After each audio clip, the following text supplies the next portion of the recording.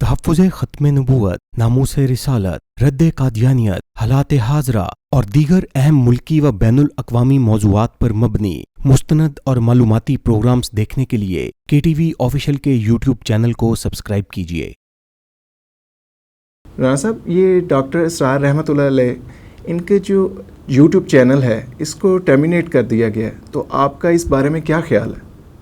دیکھیں عمران صاحب، سب سے پہلے تو میں انتہائی مذمت اس بارے میں کروں گا، اور میں یہ کہنا چاہوں گا کہ یہ اسلاموفوبیا کی بدترین مثال ہے۔ اور رنی میڈ ٹرسٹ جو کہ 80s میں جس نے اسلاموفوبیا سے متعلق ریکمنڈیشن دیں، اگر آپ اس تناظر میں اس کو اگر دیکھیں گے تو اب آپ کو سمجھ آئے گی چیزوں کی کہ اس کو کیوں کیا گیا۔ کہا تو یہ گیا کہ یہ اس پہ ہیٹ مٹیریل ہے، ہیٹ سپیچ کا مٹیریل جو ہے اس میں موجود ہے، یعنی انہوں نے کہا کہ جی یہودیوں کے خلاف اس میں کانٹینٹ جو ہے وہ موجود ہے۔ لیکن اصل میں اگر دیکھا جائے تو یہ صرف اور صرف اس کی اگر آپ دیکھیں گے وجہ کیا بنی، وہ صرف اسلاموفوبیا ہے۔ ٹھیک ہے، مغرب کا ڈیول سٹینڈرڈ جو ہے وہ آپ یہاں سے ہی دیکھ سکتے ہیں کہ جو ویسٹ ہے، آپ یہ دیکھیں کہ توہین آمیز فلمیں یوٹیوب کے اوپر اپلوڈ ہیں، اسلام مخالف کانٹینٹ اپلوڈ ہے، اسلام کی مقدس شخصیات کے خلاف کارٹون اور اس طرح کے دیگر جو مواد ہے وہ اپلوڈ کیا گیا ہے۔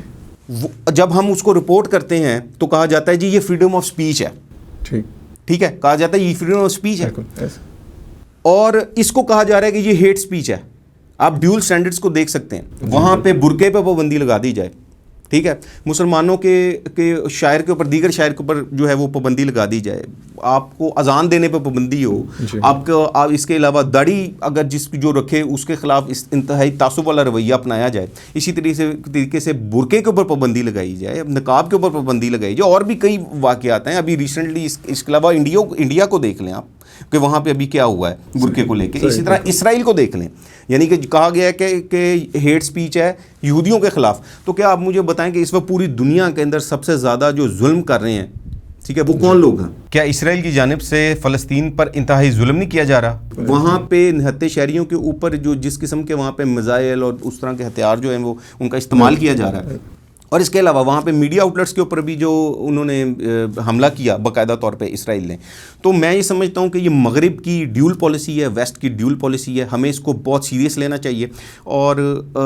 اس وقت اشد ضرورت ہے، اس وقت اشد اس چیز کی ضرورت ہے کہ مسلمانوں کا ایک مشترکہ میڈیا کا پلیٹ فارم ہونا چاہیے، جہاں سے مسلمان جو ہیں وہ نظریاتی محاذ پہ دفاع پاکستان کے لیے کام کرنے والے، دفاع اسلام کے لیے کام کرنے والے جتنے بھی پلیٹ فارمز ہیں ان کو اکٹھا مل کے بیٹھنا چاہیے، ایک لائحہ عمل ترتیب دینا چاہیے۔ اور کیونکہ اس کی وجہ یہ ہے کہ پوری دنیا کے اندر اگر توانا آواز ہے اسلام کے دفاع کے لیے تو وہ پاکستان سے ہے۔ ڈاکٹر اسرار صاحب رحمۃ اللہ علیہ کا یہ جو چینل ہے، آپ یہ دیکھیں کہ یہ کوئی آج کا چینل تو نہیں ہے، یہ پچھلے 10 سال پرانا چینل ہے، اس کے تقریباً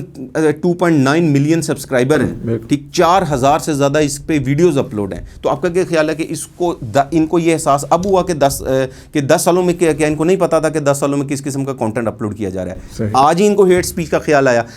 ڈے بائی ڈے آپ یہ دیکھیں گے اس میں اضافہ ہوگا، ڈے بائی ڈے اس طرح کے جو چینلز ہیں ان کو مزید بند کیا جائے گا، ڈے بائی ڈے اس طرح کی پرسنالٹیز کو کہ انٹرنیشنل جو ان کی جو ٹریولنگ ہے اس میں بھی مزید پابندی لگے گی۔ ڈاکٹر اسرار صاحب رحمۃ اللہ علیہ کے اوپر بھی ٹریول کی، ان کے ٹریول پہ کئی ممالک نے پابندی لگائی تھی۔ آپ یہ دیکھیں گے مزید اس قسم کی سختیاں نظریاتی محاذ کے اوپر کام کرنے والے لوگوں کے اوپر مزید آئیں گی۔ تو یہ میں سمجھتا ہوں کہ سب سے پہلے تو ہمیں اس کی شدید الفاظ میں مذمت کرتے ہیں اس چیز کی، ہم یہ